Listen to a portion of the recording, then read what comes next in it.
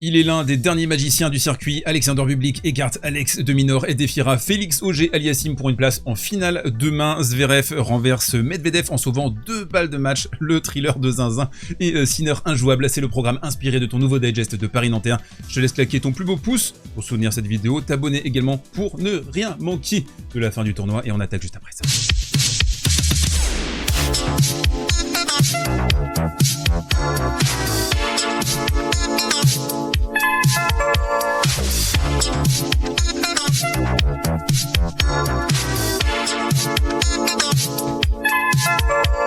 Allez, on prend les matchs dans l'ordre et on attaque avec le premier quart de finale de la journée entre Valentin Vacherot et Félix Auger-Aliassime. Et ça a été une démontada, une déculottée, car le monégasque était fourbu. On l'avait quelque peu anticipé sur la preview hier soir. On a du 53% de première sur le premier set, 50% simplement derrière sa première balle sur la première manche. Et là on le voit, il est trop raide, il n'y a pas de poussée sur les jambes, il a multiplié les fautes directes et il s'est fait essorer dans le premier jeu. Écartelé par un Félix de gala, j'insiste vraiment, performance remarquable du Canadien qui a magnifiquement bien relancé, qui a écartelé au maximum le monégasque, qui l'a fait travailler, qui l'a fait descendre aussi avec pas mal de slice. Tactiquement, c'était très malin. Et à l'instar de ce match face à Cameron Norrie, où on était sur un hold-up, là, il va marquer simplement 1 point sur les jeux de service de Félix Auger-Aliassime sur le premier set. Et regardez, on est sur une défense. Il n'y a plus les guibolles, on met la raquette en opposition, on se fait bouffer. Et en tennis, ça pardonne pas. On parle souvent de technique, de mental. Non, il y a une donnée qui est fondamentale dans ce sport, c'est le physique. Si vous avez la conscience et la certitude que votre physique peut vous emmener jusqu'à 5h, 5h30, 6h de jeu, un petit peu comme Novak Djokovic à l'Open d'Australie en 2012 contre Rafa Nadal, vous pouvez renverser des montagnes. Si votre physique ne répond pas, le mental va décrocher et votre technique ne vous sert strictement à rien. Et c'est pour ça que Vacherot a été si fort ce dernier mois. C'est parce que physiquement, à Shanghai, il était monstrueux dans des conditions très difficiles, taux d'humidité à 90%, énorme chaleur par ailleurs, et là on a vu un delta énorme, avec Félix Auger-Aliassime ici en défense, magnifique passing dans les pieds, et ensuite une superbe course vers l'avant. Cette défaite sèche n'occultera pas le mois gigantesque de Valentin Vacherot que j'ai très envie de revoir en début de saison 2026 sur un format en 3-7 gagnant à l'Open d'Australie où il sera tête de série et il aura une belle intersaison pour renforcer ce physique déjà de Golgoth. Véritable opposition de style et match très plaisant sur le deuxième quart de finale de la journée entre Sacha Bublik et Alex de Minaur, deux joueurs qui ont dans leur identité une ambition différente. Pour Alex de Minaur, c'était stabiliser l'échange, étirer l'échange sur des points intermédiaires, sur des points longs, forcer Bublik à surjouer, et pour le joueur kazakh, c'était de terminer en 2 coups de raquette. Le problème, c'est que sur le premier set, il est simplement à 13% derrière sa deuxième balle. Parce que Alex de Minaur figure parmi les 4 meilleurs relanceurs du circuit, avec Yannick Sinner, Carlos Alcaraz et Novak Djokovic. Et ici, par exemple, on est sur le tie-break. Et Bublik, pourtant, vient de saisir l'avantage dans un tie-break très accroché.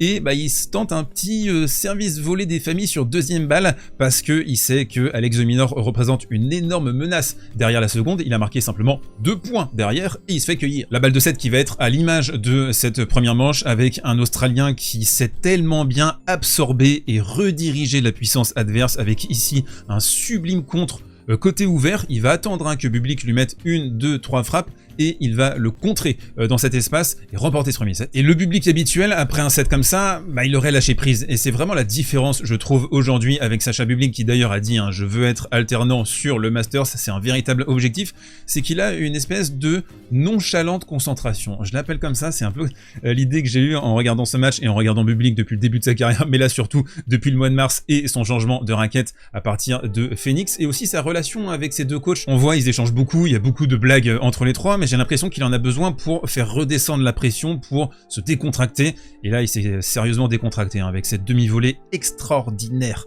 dans cette position et breaké. Et ce qui est très fort, c'est que dans le deuxième set, il va remporter simplement 6 points sur la mise en jeu d'Alex de Minaur et il va réussir à mettre bout à bout 4 points comme ça pour réussir à breaker. On se retrouve sur la fin de la troisième manche. On est sur une rencontre au couteau. Alex de Minaur qui se transforme en serve-bot pour écarter 2 balles de break qui ressemblaient à cet instant peu ou prou à 2 balles de match. On se retrouve à 5 partout et le Kazakh va sortir les missiles sol-sol, les merguez enflammés, même si c'est pas la saison des barbecues. Eh bien ça va l'être ici avec une accélération long ligne foudroyante, alors que justement de Minor maintient la balle basse et c'est super difficile pour un gars de sa taille de réussir à bien redescendre, surtout après 2h15 de jeu et une véritable tension avec cet enjeu du Masters en toile de fond. Il va réussir à désarticuler de Minor. Et si vous pensez que cette 9e double faute d'Alex de Minor à cet instant de la rencontre à 30-45 partout, alors que Sacha Bublik a haussé sa position au retour depuis le début de la deuxième manche derrière la seconde adverse, eh bien pas du tout. Cette phrase était très longue, non ? 44 coups gagnants, 54 fautes directes pour celui qui a créé le plus de jeux cet après-midi. Et pour le tennis, je trouve que c'est bien. Je trouve que c'est bien qu'un gars comme ça, qui me fait penser d'ailleurs un petit peu à Kyrgios 2022, t'as le génie tennistique, ok très bien, mais ça t'amène simplement qu'à un seul stade de ta carrière. Et là, de voir ce gars-là se livrer pleinement, ne pas calculer ses efforts, être ultra intense, et là vous voyez la célébration à la fin du match, elle veut tout dire. Et bien dans l'écosystème tennistique du moment, je trouve que ce gars-là, il fait beaucoup de bien au tennis, avec sa personnalité, son côté fantasque, mais voilà cette fantaisie qui est désormais disciplinée. Je veux bien d'ailleurs votre avis dans les commentaires, qu'est-ce que vous pensez de Sacha Bublik? 3-3 sans donner l'impression de très bien jouer, Jannik Sinner est complètement écœurant, c'est la leçon de ce match ce soir contre Ben Shelton, et vous le voyez, un seul point perdu sur ses engagements lors de la première manche, et un Sinner déjà au bout de sa vie, au bout de 14 minutes de jeu.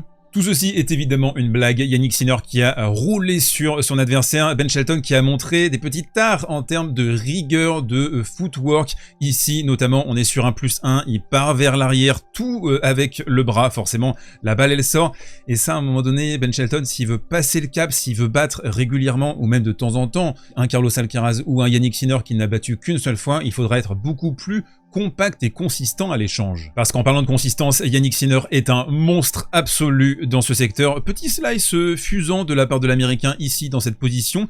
Et là, on a une balle qui est basse, on a une balle qui arrive au niveau des rotules de l'italien. Il va réussir à réaccélérer avec un fouetté délicieux et il va solliciter la course latérale, la course défensive de Ben Shelton qui n'est pas forcément à son affaire ici. Il y aurait plusieurs angles d'attaque pour bien analyser cette partie, ce 3-3. Pour moi, le plus important, c'est le delta qu'il peut y avoir entre les deux joueurs sur le combo service-retour. Le service de Jannik Sinner fait partie des 5 meilleurs du circuit, sa qualité de relance également, alors que Ben Shelton ne compte quasiment que sur son service. On a vu d'ailleurs le papa parler que de service, vas-y tiens tes engagements, tiens ta première balle, et sur les jeux de retour, Shelton il a fait illusion bien souvent. Et là où la différence s'est faite également, c'est dans la capacité à tenir, dans la capacité à stabiliser quand vous êtes en position défensive, en position difficile. Regardez Jannik Sinner ici par exemple, il est attaqué par un missile de la part de Shelton en coup droit, il va réussir à arrondir, trouver une stabilisation dans la lucarne opposée et ensuite regrappiller du terrain, réimposer son rouleau compresseur. L'ordinateur Sinner qui ne va connaître qu'un mini glitch, ce sera ici pour confirmer ce break obtenu avec 2 fautes directes. Il va se faire surprendre comme une bleusaille sur le premier point également. Mais les conséquences de ça, elles ne sont même pas marginales, elles sont inexistantes. Shelton qui va se faire breaker juste après avec une double faute ici pour donner le break. Avant ça, 2 fautes directes et un joueur qui a souvent, même toujours été sous tension à l'échange. L'incroyable joueur italien qui aura donc donné une impression contradictoire encore avec des signaux de faiblesse surtout au début de la partie et puis des séquences hallucinantes. Ici, regardez, accélération sur le revers de Ben Shelton. Il sait, il anticipe parfaitement que l'américain va passer sous la balle, va slicer et du coup monter à contre-temps, on dépose la volée et on explose son adversaire sans trop forcer. Dernier quart de finale de la journée, le Zverev-Medvedev qui a accouché d'un match rocambolesque comme souvent entre les deux hommes et surtout qu'il y avait 13-2 pour Medvedev sur les 15 derniers matchs et en fait on a senti Zverev au tout début emprunté, il savait pas trop quoi faire sur le court. Ici par exemple on a un retour de la part de Medvedev, il va se repositionner vers l'avant et en fait c'est comme si Zverev avait décidé avant le point qu'il allait exécuter une amortie parce que c'est pas du tout dans le sens du jeu et évidemment Medvedev va être dessus. Puisqu'un graphique vaut mieux que 1000 mots, vous le voyez ici en image, on a un Daniil qui a un point de contact sur son premier coup de raquette au retour à 6,50 m, heureusement qu'il y a un sacré recul sur le central à Paris-Nanterre, sur le cours numéro 1 aussi d'ailleurs, et son deuxième coup de raquette, il a fait la distance ici, il a parcouru la distance, il a parcouru le chemin, si je peux me permettre, et on est à 1,50 m de la ligne. Medvedev qui se met d'ailleurs en très bonne position au tout début de la deuxième manche, il y a 6-2 et le break initial pour le joueur russe avec une diagonale complètement bétonnée qui force Zverev à des petites fantaisies en coup droit et il a pas mal arrosé à ce moment-là. Placé passé dos au mur le phasme allemand qui s'est décidé enfin de coller à sa ligne, d'être beaucoup plus proactif, offensif, et on a vu Zverev naviguer autour de cette zone sur cet échange, notamment distribuer les parpaings et dominer Medvedev, débreaker. Et même rebreaker ensuite sur le 8e jeu dans la deuxième manche, et là on sentait les guibolles, c'était dur, c'était raide pour Medvedev, son 21e match depuis l'US Open. Il a beaucoup joué sur la tournée asiatique, il s'est dépouillé notamment à Shanghai dans des conditions hyper difficiles où il est allé jusqu'en demi-finale. Il a remporté le titre à Almaty aussi il y a une paire de semaines, et là qu'est-ce qu'il est lent à se mettre en action. Alors forcément il va décentrer, il va dévisser, ça va être une balle courte sanctionnée par le Z. Ce coup de pompe physique qui va se poursuivre au début de la 3e manche, 4 ignobles fautes directes pour Medvedev. Là je pense que l'image se passe de commentaire, il est droit comme un piquet, et là il n'y a aucune tenue, il n'y a aucun transfert. Et c'est à cet instant que Thomas Johansson, ici présent là en bas de l'image, a découvert le drama permanent du clan Daniil Medvedev, la femme de Daniil qui va s'échapper à ce moment-là parce qu'elle en a un petit peu marre des pouces sarcastiques et des complaintes. Piqué dans son orgueil de champion, Medvedev qui va arrêter les fautes complètement sur le jeu suivant, magnifique réaction, et qui réoriente à l'échange sur le coup droit. Regardez Zverev là. Ça c'est pas un bon coup droit. Et en parlant de mauvais coup droit, on avance bon an mal an sur la fin de ce match. On est à 5-4, 4 fautes directes en coup droit pour Zverev qui va donner 2 balles de match aux Russes. Et là, de façon assez étonnante, parce que ça n'a pas du tout été la tendance sur les 15 dernières rencontres entre les deux hommes, Sacha Zverev qui va faire une petite deuxième balle de poussin asthmatique à 131.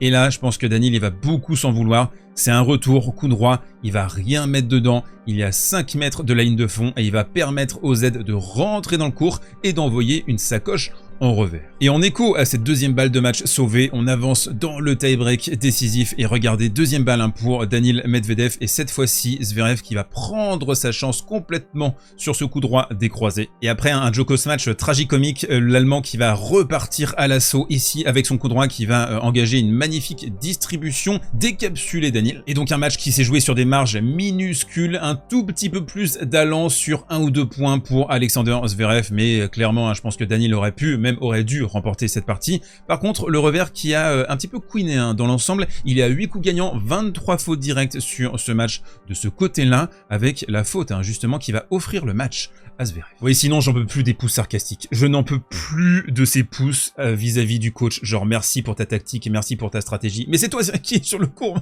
c'est pas ta daronne. Allez, on se termine avec le coin prono sponsorisé par les Winamax de Winami. Vous avez 2 liens, un dans la description, un en commentaire épinglé, jusqu'à 100 € en cash remboursé sur votre premier pari après votre inscription sur le site de paris sportif de la Leyenda. Et puis vous avez aussi le code SV10, actif, offre réservée aux adultes. Alors on aura le Félix Auger-Aliassime contre Alexander Bublik, et donc Sinner Zverev, la cote n'est pas encore dispo. Je pense que Sinner devrait être à 1,25, 1,30, et Zverev, je le vois bien aux alentours de 3,80. On verra si la cote se confirme. En tout cas, sur le premier match, Alexander Bublik contre Félix Auger-Aliassime. Je vous avoue que j'ai été très emballé par la performance de Félix cet après-midi contre Vachereau. S'il sert comme ça, s'il se déplace comme ça, s'il est agressif, proactif comme ça, à mon avis, il prend au moins un 7 à Sacha Bublik.